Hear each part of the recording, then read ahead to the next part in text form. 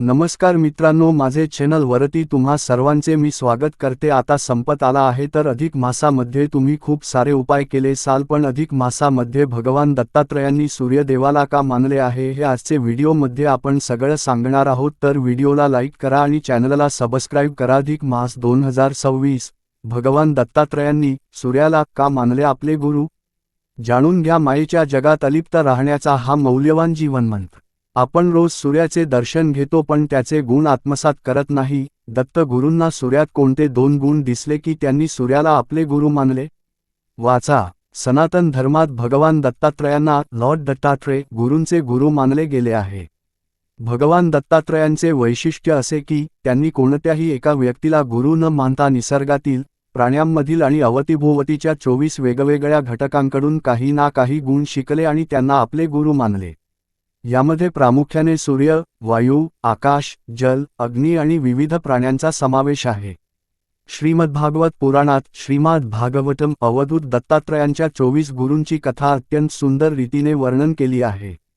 दत्तात्रय महाराजांच्या मते निसर्गातील प्रत्येक घटक आपल्याला जगायचे कसे याचे उत्तम शिक्षण देत असतो। अधिक मासानिमित्त या विषयाबाबत जाणून घेऊ। सूर्याकडून शिकलेला वैराग्याचा पाठ, डिटॅचमेंट फ्रॉम माया।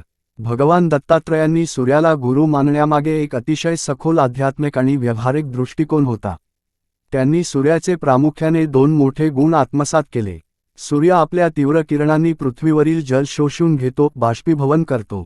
तो समुद्राचे खारे पाणी असो, नदीचे स्वच्छ पाणी असो वा एखाद्या अशुद्ध ठिकाणचे पाणी असो, सूर्य भेदभाव न करता सर्वांमधील जल शोषून घेतो। परंतु जेव्हा तो पावसाच्या रूपाने हे पाणी पुन्हा पृथ्वीला देतो तेव्हा ते अत्यंत शुद्ध आणि गोड असते। पाणी शोषताना किंवा देताना सूर्य कधीही त्या पाण्याच्या गुण दोषांमध्ये स्वतः अडकत नाही। जीवनमंत्र, माणसानेही या जगात वावरताना केवळ चांगल्या गुणांचे ग्रहण करावे। सभोवतालच्या नकारात्मक गोष्टी किंवा परिस्थितीमध्ये स्वतःचे मन अडकवून ठेवू नये। 2. सर्वव्यापी असूनही अलिप्त राहणे। सूर्य एकाच वेळी जगातील वेगवेगळ्या पाण्याच्या भांड्यांमध्ये, नद्यांमध्ये आणि समुद्रात वेगवेगळ्या रूपात प्रतिबिंबित होताना दिसतो। वेगवेगळ्या पात्रांमध्ये सूर्य वेगळा वाटला तरी मूळ सूर्य एकच असतो। पाणी हलले की प्रतिबिंब हलते, पण मूळ सूर्याला त्याचा कोणताही स्पर्श होत नाही। तो पूर्णपणे अलिप्त असतो। जीवनमंत्र, आपले आत्मतत्वही या सूर्यासारखेच आहे। हे शरीर, सुख, दुःख आणि संसाराची माया बदलत राहते। जो व्यक्ती या मायेच्या जगात राहूनही सूर्यासारखा अलिप्त, डिटॅच्ड राहायला शिकतो, तोच खऱ्या अर्थाने मानसिक तणावातून आणि दुःखातून मुक्त होतो। नमस्कार मित्रांनो, माझे चॅनल वरती तुम्हा सर्वांचे मी स्वागत करते। आता संपत आला आहे तर अधिक मासामध्ये तुम्ही खूप सारे उपाय केले साल, पण अधिक मासामध्ये भगवान दत्तात्रयांनी सूर्यदेवाला का मानले आहे हे आजचे व्हिडिओमध्ये आपण सगळं सांगणार आहोत। तर व्हिडिओला लाईक करा आणि चॅनलला सबस्क्राईब करा। अधिक मास 2026 भगवान दत्तात्रयांनी सूर्याला का मानले आपले गुरु? जाणून घ्या। मायेच्या जगात अलिप्त राहण्याचा हा मौल्यवान जीवनमंत्र। आपण रोज सूर्याचे दर्शन घेतो पण त्याचे गुण आत्मसात करत नाही। दत्त गुरूंना सूर्यात कोणते दोन गुण दिसले की त्यांनी सूर्याला आपले गुरु मानले?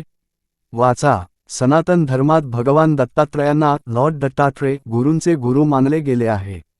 भगवान दत्तात्रयांचे वैशिष्ट्य असे की त्यांनी कोणत्याही एका व्यक्तीला गुरु न मानता निसर्गातील, प्राण्यांमधील आणि अवतीभोवतीच्या 24 वेगवेगळ्या घटकांकडून काही ना काही गुण शिकले आणि त्यांना आपले गुरु मानले।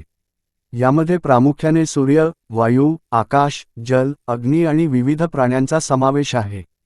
श्रीमद्भागवत पुराणात श्रीमद् भागवतम अवधूत दत्तात्रयांच्या 24 गुरूंची कथा अत्यंत सुंदर रीतीने वर्णन केली आहे। दत्तात्रय महाराजांच्या मते निसर्गातील प्रत्येक घटक आपल्याला जगायचे कसे याचे उत्तम शिक्षण देत असतो। अधिक मासानिमित्त या विषयाबाबत जाणून घेऊ। सूर्याकडून शिकलेला वैराग्याचा पाठ, डिटॅचमेंट फ्रॉम माया। भगवान दत्तात्रयांनी सूर्याला गुरु मानण्यामागे एक अतिशय सखोल आध्यात्मिक आणि व्यावहारिक दृष्टिकोन होता। त्यांनी सूर्याचे प्रामुख्याने दोन मोठे गुण आत्मसात केले। सूर्य आपल्या तीव्र किरणांनी पृथ्वीवरील जल शोषून घेतो, बाष्पीभवन करतो।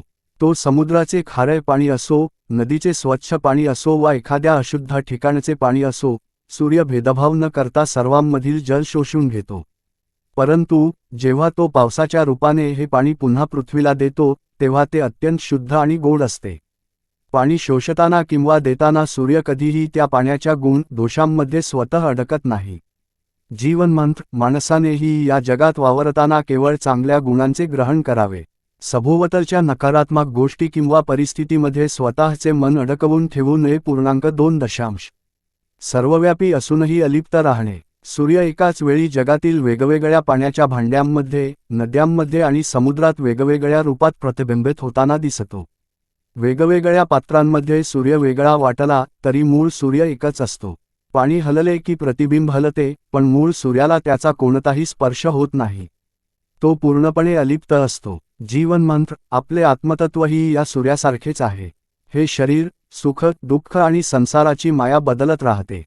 जो व्यक्ती या मायेच्या जगात राहूनही सूर्यासारखा अलिप्त डिटॅच्ड राहायला शिकतो, तोच खऱ्या अर्थाने मानसिक तणावातून आणि दुःखातून मुक्त होतो.